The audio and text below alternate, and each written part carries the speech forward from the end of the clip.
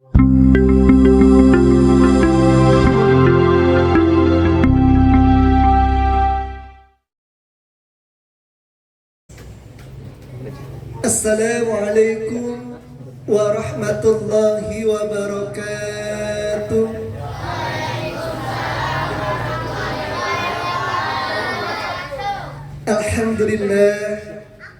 Alhamdulillahillazi bini'matihi tatimmus shalihat. Ashhadu an la ilaha illallah wa ashhadu anna Muhammadan abduhu wa rasuluh. Allahumma salli wa sallim ala sayyidina Muhammadin wa ala alihi wa ashabihi ajma'in, amma ba'd. Hadratil mukarramin yang sama-sama kita muliakan, kita hormati para guru kita, para orang tua kita, bil khusus yang mulia guru kita akhina filal Ustaz Obay beserta istri dan keluarga, yang sama-sama kita muliakan guru dan orang tua kita akhina filal Ustaz Fatullah, juga yang mulia Al-Walid Bapak Johari beserta keluarga besarnya, dan yang Ustaz cintai dan Ustaz banggakan para santri dan santriwati Majlis Bengal Al-Madani kali mulia. Alhamdulillah, pada kesempatan sore menjelang malam kali ini Allah takdirkan, Allah ringankan langkah kaki kita untuk bisa bermuajah duduk bersama di tempat yang mulia ini dalam kerangka thalabul ilmi. Semoga melalui wasilah kebaikan kita, duduknya kita di majlis ilmu ini, Allah anugerahkan ilmu yang barokah, ilmu yang bermanfaat buat kita. Allah jadikan kita menjadi anak-anak yang soleh dan soleha. Baik anak-anak jamaah yang dirahmati Allah, hari ini kita masih mengkaji satu kajian dari kitab Riyadhus Shalihin, tepatnya dalam babun fil amri bil muhafadzah ala sunnati wa adabiha. Bab yang memerintahkan untuk menjaga, memakmurkan sunnah-sunnah Nabi dan adab-adabnya. Hari ini kita masih membahas tentang ayat muqaddimah dari bab ini. Tepatnya hari ini kita akan membahas satu ayat dari muqaddimah bab yang ke-16 dari kitab Riyadhus Shalihin. Ayat yang mungkin akan kita bacakan, kita dengar bersama ini ayat yang cukup familiar, ayat yang sering kali kita dengar ketika memasuki bulan Rabiul Awal, bulan di mana dilahirkannya Kanjeng Baginda Nabi besar Muhammad sallallahu alaihi wasallam. Tepatnya dalam surah Al-Ahzab, Allah mengingatkan, Allah menggambarkan kepada kita, a'udzu billahi minasyaitonir rajim. Bismillahirrahmanirrahim. Laqad kana lakum fi rasulillahi uswatun hasanah liman kana yarjullaha wal yawmal akhir. Kata Allah, ayat ini merupakan sebuah penekanan, sebuah jaminan Allah tentang keteladanan yang ada pada diri baginda Nabi besar Muhammad sallallahu alaihi wasallam. Apa kata Allah? Sungguh, di sini adalah taukid, penegasan, jaminan Allah. Sungguh telah ada ya atas diri Rasulullah uswatun hasanah, uswah hasanah, keteladanan ya, liman kana yarjullaha wal yawmal akhir, bagi orang-orang yang mengharap ridho Allah dan mempercayai akan adanya hari akhirat. Baik anak-anak jamaah yang dirahmati Allah Subhanahu wa taala, hari ini kalau kita lihat di luar sana ada banyak anak-anak, remaja, pemuda-pemudi, bahkan bapak-bapak, ya ibu-ibu, ya merasa susah, merasa kesulitan untuk menjadikan menjadikan baginda Nabi, baginda Rasul sebagai idolanya, sebagai figurnya, sebagai murabinya, sebagai panutannya. Kenapa itu bisa terjadi? Ada banyak alasan. Salah satunya belum pernah ketemu sama baginda Nabi, belum pernah melihat bagaimana wajah fisik baginda Nabi. Padahal untuk mencintai Nabi, untuk menghadirkan rasa mahabbah kita, cinta kita sama baginda Nabi, nggak mesti harus kita membayangkan bagaimana sih fisik wajah baginda Nabi itu. Lalu dengan cara apa menghadirkan rasa mahabbah, rasa cinta kita sama baginda Nabi? Dengan cara mempelajari, dengan cara mengenal, ya, mengenal apa? Akhlak beliau, mengenal apa? Kepribadian beliau, mengenal apa? Karakter, keteladanan, uswah hasanah yang telah dicontohkan oleh beliau, ditulis dalam banyak literasi, ditulis dengan tinta emas di dalam banyak kutubut turos, dalam banyak kitab-kitab turus yang bisa kita baca, kita muzakarahkan, ya, kita pelajari.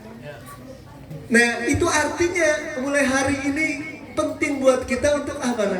Penting untuk belajar, ya, menghadirkan jiwa yang besar agar jangan sampai kita terpesona terhadap sesuatu yang sifatnya lahiriah. Jadi kita harus menghadirkan rasa cinta kita sama baginda Rasul, ya. Tidak hanya sebatas sesuatu yang dapat dilihat, diraba, tetapi harus lebih itu. Karena sesungguhnya cinta sejati itu, ya, bukan dilihat dari kulitnya. Misalkan siapa yang pernah pergi ke gunung? Oke. Kamu pernah pergi ke gunung, saya? Oke. Ketika apa yang kamu suka ketika pergi ke daerah pegunungan? Suasananya. Oke, adem. Sebenarnya ketika kita mencintai gunung atau pegunungan, ya, bukan dikarenakan pohonnya yang rindang, bukan dikarenakan dedaunnya, ya, yang hijau, ya, enak dipandang, tetapi dikarenakan ketika kita datang sampai di kaki bukit gunung, ada ketenangan, ada kedamaian, ada banyak misteri.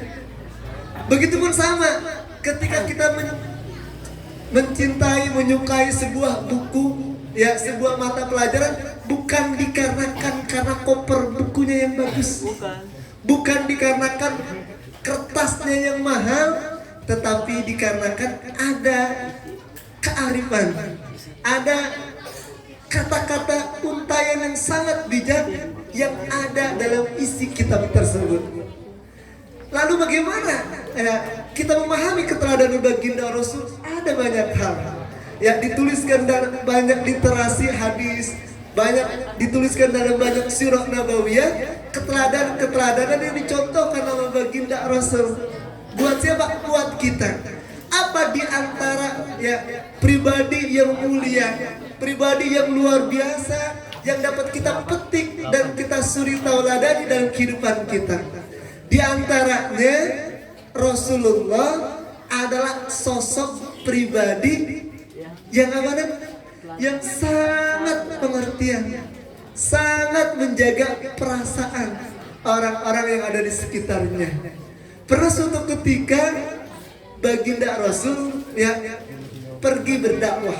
Ini dikisahkan oleh asisten beliau, namanya Anas bin Malik.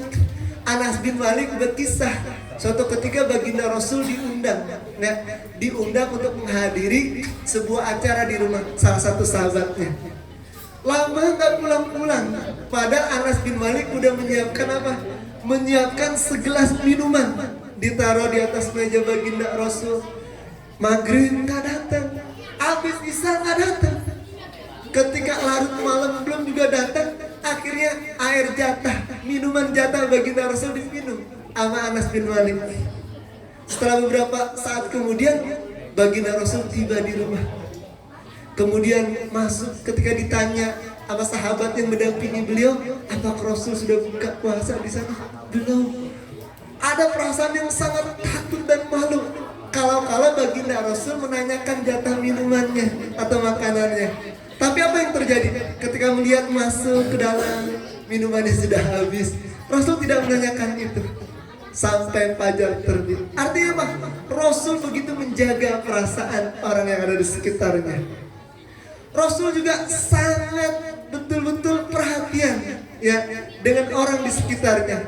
Rasul punya satu kebiasaan ya yang biasa, beliau suka banget kalau sholat itu baca ayat-ayat yang panjang, surah dan ayat-ayat yang panjang.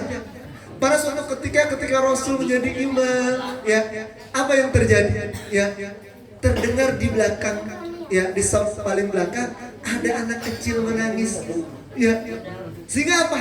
Akhirnya Rasul urungkan untuk membaca ayat-ayat yang panjang.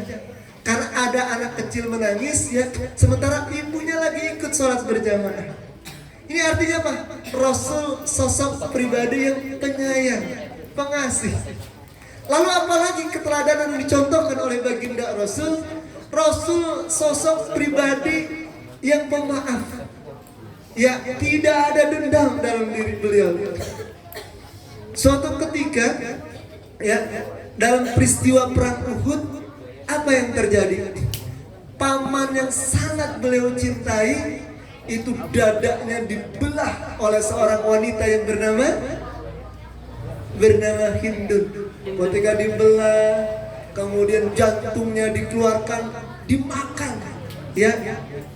Tapi apa perlakuan baginda Rasul terhadap orang yang telah memakan jantung paman beliau yang sangat beliau cintai? Beliau memaafkan, beliau berucap, silakan kau pergi dan kau bebas. Ini menunjukkan ya keteladanan yang patut kita contoh.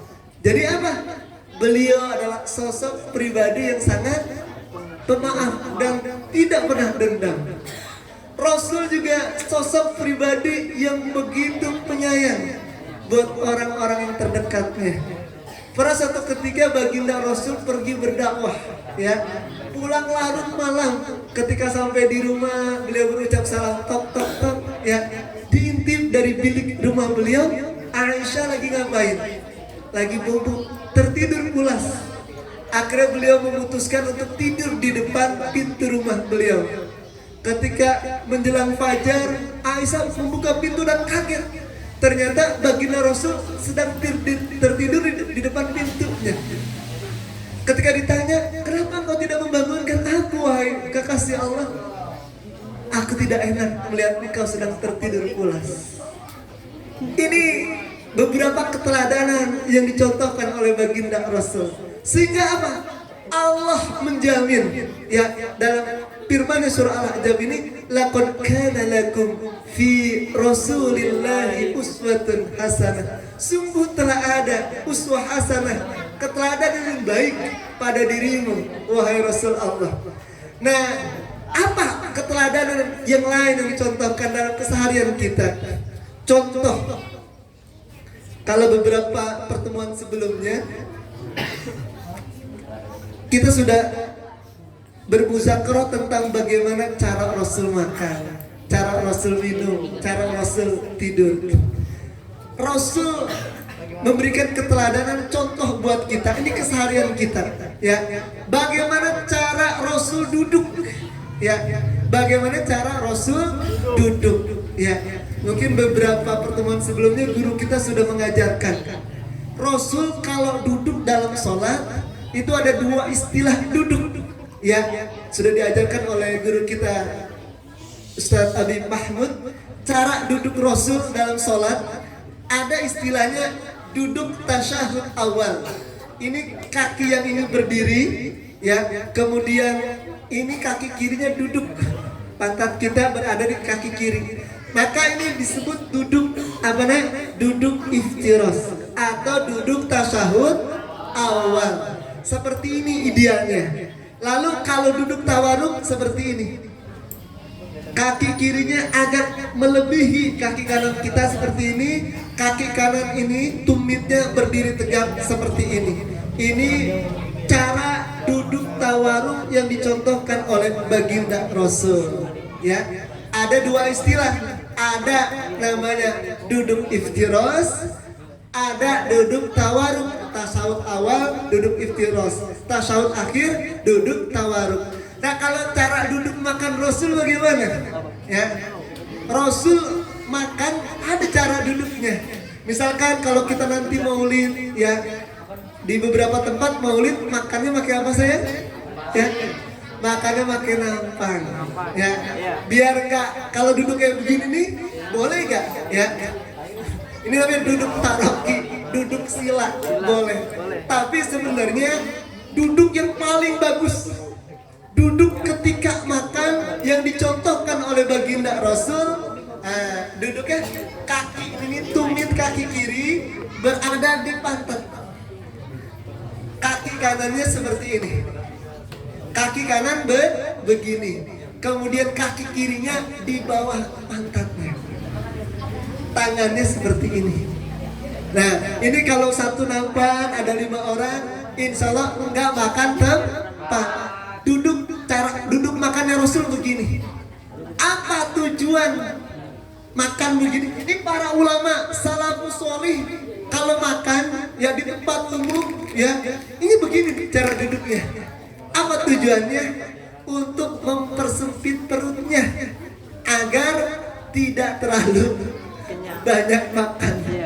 Jadi Rasul itu ngajarin kalau makan, makanlah engkau ketika lapar dan berhentilah engkau sebelum kenyang. Pernah gak yang begitu? Makan ketika lapar, berhenti sebelum kenyang. Siapa yang pernah mempraktekannya? Rata-rata kita kalau belum 1 piring, belum sudah. Kalau belum 2 piring, belum sudah. Jadinya kalau duduk seperti ini, mohon maaf, boleh gak? Ya boleh. Tapi kalau duduk begini nanti membuat apa? Perutnya lebar. Ini apa nih? Pinggulnya lebar. Tapi kalau duduk yang dicontohkan sama Rasul begini, nah ini sunnah ya, sunnah Rasul. Kalau makan duduknya begini, biar apa? Biar cepat kenyang. Karena prinsip makan itu makanlah ketika lapar, berhentilah sebelum kenyang. Ingat, ini duduk Rasul ketika makan seperti ini ya. Disuap, menyuapnya dengan 3 jari. Makan, baca bismillah ya.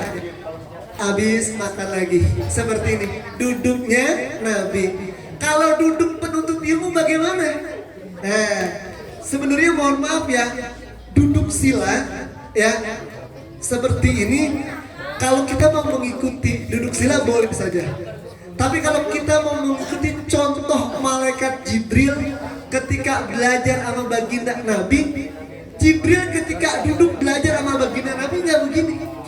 Duduknya kayak bagaimana? Duduk ketika belajar malaikat Jibril dengan baginda Nabi, duduknya duduk iftiros seperti ini. Nah, ini duduk tasawuf awal. Jadi ini malaikat Jibril, ini baginda Nabi, duduknya kayak begini. Ini duduk menuntut ilmunya sang Jibril. Para ulama bahkan guru ustaz ketika di pondok itu ngajarin kalau kita di tengah malam, di sepertiga malam terakhir kita berdoa, usahakan ketika kita berdoa duduknya kayak duduk malaikat Jibril. Seperti ini. Tangan kita angkat, cara mengangkat tangan ya, para ulama ngajarinnya seperti ini. Ya. Tangan seperti ini. Ya. Ya, bolehkah seperti ini? Boleh. Tapi kesunahan seperti ini. Tangan kanan, tangan kiri ditempel seperti ini. Ya. Ya, ditundukkan kepalanya. Hadirkan keyakinan bahwa setiap untayan doa kita akan dikabul oleh Allah Subhanahu wa taala. Ini duduk ya ketika malaikat Jibril belajar dengan baginda Nabi. Duduk yang nggak boleh ketika sedang menuntut ilmu bagaimana? Nah, duduk yang dilarang ya ketika kita lagi duduk sama para ulama, ketika kita duduk dengan para orang soleh, ketika kita duduk dengan guru-guru kita, ketika kita duduk dengan orang tua kita, duduk yang nggak boleh seperti ini. Usahakan betul jangan pernah melakukan duduk yang seperti ini kalau di depan para orang tua kita, para guru kita. Seperti ini. Kakinya ditaruh di atas paha. Yang seperti ini. Nih, kenapa alasannya tidak boleh telapak kaki kita, baik yang kiri maupun yang kanan, ketika pertama kali kita masuk ke tempat misalkan WC, maka yang pertama kali nempel ke lantai kamar mandi apa? Ya, telapak kaki kiri dan telapak kaki kanan kita. Berarti ini telapak kaki kanan ditaruh di tempat-tempat yang tadi. Ya, kalau kita duduk berdampingan dengan guru kita, berdampingan dengan orang tua kita, dudukin seperti ini, bisa terkategori ghairul mu'addab, tidak beradab. Kalau mungkin lagi sendiri ya boleh, tapi usahakan boleh saja. Tapi kalau duduk sedang belajar, duduk sedang menuntut ilmu, duduk bersama orang tua, para guru, hindari duduk yang seperti ini. Duduk yang diperbolehkan, yang mengikuti sunnah yang diajarkan oleh Jibril, duduk iftiros, gitu ya. Oke, nanti Ustadz panggil untuk mempraktekannya. Itu duduk yang contohkan oleh baginda Rasul, kemudian diikuti oleh para sahabat, diikuti oleh para tabi'in, diikuti oleh para tabi'in, diikuti oleh para ulama salafus salih, diikuti oleh para guru-guru kita. Kalau kita ingin mencari keberkahan, walaupun kita nggak pernah berjumpa sama baginda Nabi, kita nggak pernah melihat itu sosok baginda Nabi, paling nggak kita bisa ngikutin cara duduknya Nabi. Nah, itu cara duduknya Nabi ya. Kalau sedang menuntut ilmu, ya Jibril begini, ya. Kalau cara makan seperti ini duduknya. Kalau sila ya boleh, tapi kalau yang ini menghindari agar perut cepat kenyang. Sekarang cara berjalannya Nabi, ya. Ini buat yang perempuan, ya, anak TK, SD, SMP, SMA, mentang-mentang mamahnya atau papahnya memberikan sepatu yang di bawahnya ada lampunya berkelap-kelip, mungkin ada sendalnya, atau mungkin di kakinya ada bunyi apa tuh, kalung kaki. Jadi cara berjalannya baginda Nabi itu harus diangkat kakinya, kemudian lebar berjalannya. Nabi mencontohkan ketika berjalan tidak terlalu lambat, tidak terlalu cepat. Ya, caranya adalah ini berjalan. Cara jalannya Nabi. Jadi dia tidak tergesa-gesa, tapi nggak lambat-lambat juga, sedang-sedang. Diangkat kakinya. Ya nggak boleh, bagaimana cara jalannya? Cara jalan yang dilarang sama baginda Nabi. Misalkan sendalnya baru, sepatunya baru, diseret sepatunya, biar kelihatan ada, biar terdengar suaranya. Jadi jalan yang diseret itu nggak boleh. Ya, misalkan pakai sepatu, pakai sendal, ini nggak boleh. Ya, jalannya diseret, harus diangkat. Nah, fungsinya apa? Secara ilmu medis, ilmu kesehatan bisa menyehatkan kita. Tapi kalau diseret seperti ini, nggak boleh. Ya, kalau kita sengaja melakukannya maka bisa berdosa. Ya, jadi sunnah baginda Nabi kalau berjalan cepat. Ya, tidak tergesa-gesa tapi berjalan lebar. Gitu. Oke, selanjutnya apa? Keteladanan atau contoh yang baginda Nabi contohkan kepada kita ketika kita berjumpa ya dengan sahabat kita, ketika kita berjumpa dengan guru-guru kita, maka ucapkanlah Assalamualaikum warahmatullahi wabarakatuh. Kemudian kita berjabat tangan. Coba ganteng kemarin lah berdua di sini. Ya, sini. Nuha sama siapa nama kamu? Fatan yang ganteng. Sini saya, sini. Kamu di sini deh. Kelas berapa ganteng? Kelas 6. Nuha kelas berapa? Oh, kamu jadi murid, kamu jadi guru. Nah, ini Pak Guru. Apa itu kamu? Masinis. Subhanallah, masinis yang soleh. Baik, Nuha ketika bertemu dengan guru, bagaimana cara mengucapkan dan berjabat tangannya? Assalamualaikum Ustaz gitu. Assalamualaikum Ustaz. Kemudian bagaimana berjabat tangannya dengan seorang guru? Silakan dicontohkan. Sekali lagi. Oke. Jadi berjabat tangannya sudah bagus, tapi harus dicium tangannya. Sekali lagi saya jabat tangannya. Menciumnya dengan pipi atau dengan hidung atau dengan bibir? Ya. Jadi dicium saya dapat barokahnya sama kakak kelas. Seperti ini, ya. Tidak boleh, coba yang salah dipraktekkan, dikasih ke pipinya, ke sininya. Yang betul bagaimana berjabat tangan yang keras seperti ini, ya. Kemudian yang tua ya memberikan tangannya, dicium seperti ini ketika bertemu, ya. Terima kasih ganteng, boleh duduk, ya. Nah, bagaimana kalau kita bertemu dengan non-muslim, ya, orang Yahudi atau Nasrani? Apakah kita boleh mengucapkan salam? Ya, untuk orang-orang non-muslim kita tidak dianjurkan untuk mengucapkan salam. Ya, ketika ada orang non-muslim mengucapkan salam sama kita, jawabannya apa? Misalkan ada non-muslim tetangga kita berucapkan Assalamualaikum ya Ahmad, Bapak Ahmad misalkan, ya. Cara menjawabnya bukan Waalaikumsalam, cukup kita berucap Waalaikum. Ya.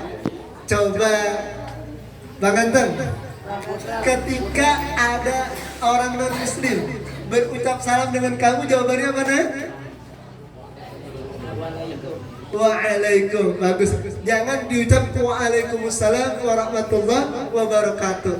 Ketika ada orang non-muslim berucap salam dengan kita, cukup kita berucap Waalaikum. Ya. Tapi buat kita sama muslim, ketika bertemu, ya, maka ucapkanlah Assalamualaikum, berjabat tangan.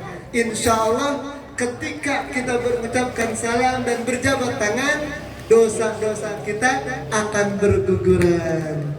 Baik, sebelum ada bab pertanyaan, sekarang Ustadz mau tanya dua orang, ya, dari yang putra terlebih dahulu. Coba kamu yang paling ganteng hari ini, Dines, maju kemari dah. Ya, di sini saya.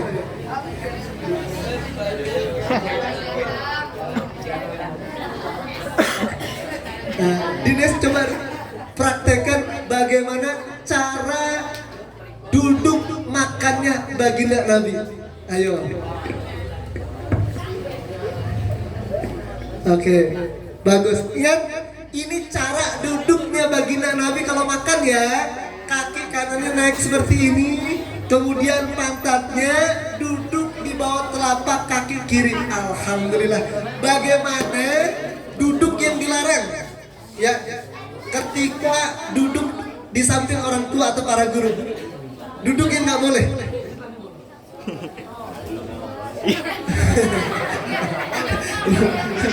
Itu jongkok. Ya, duduk yang nggak boleh bagaimana tadi? Ini begini. Coba. Ini duduk yang nggak boleh. Kalau kita lagi duduk di samping Pak Guru, di samping para ustadz, di samping orang-orang tua kita, jadi nggak boleh. Ini kakinya naik ke atas. Ini salah satu contoh yang salah kalau kita duduk, ya, di samping guru kita, ya. Oke. Malaikat Jibril pernah belajar sama baginda Nabi. Bagaimana Jibril duduk ketika lagi belajar sama baginda Nabi? Duduk iftiras, coba. Oke. Nah, seperti ini, nak. Seperti duduk iftiras atau duduk tasyahud awal. Ini kalau dulu Jibril nyontohin duduk begini ketika belajar. Baik, terima kasih buat Abang Ganteng. Dapat hadiah. Baik, sekarang dari ikhwannya, akhwatnya, ya. Coba kamu yang paling depan. Ya, kamu siapa, Nak? Ya, paling depan ini. Putri paling depan. Ya, maju sini.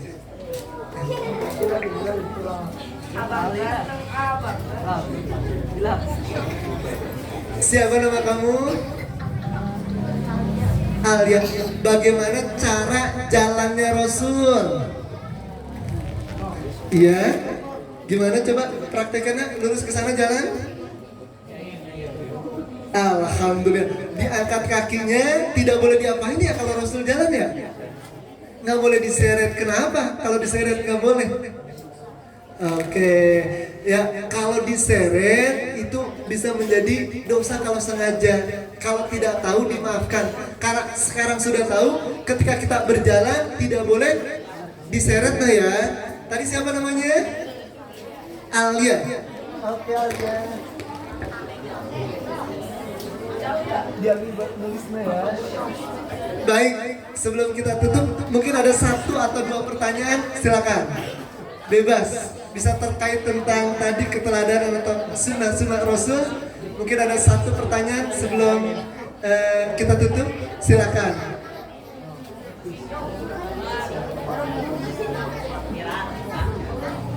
Ada pertanyaan bebas?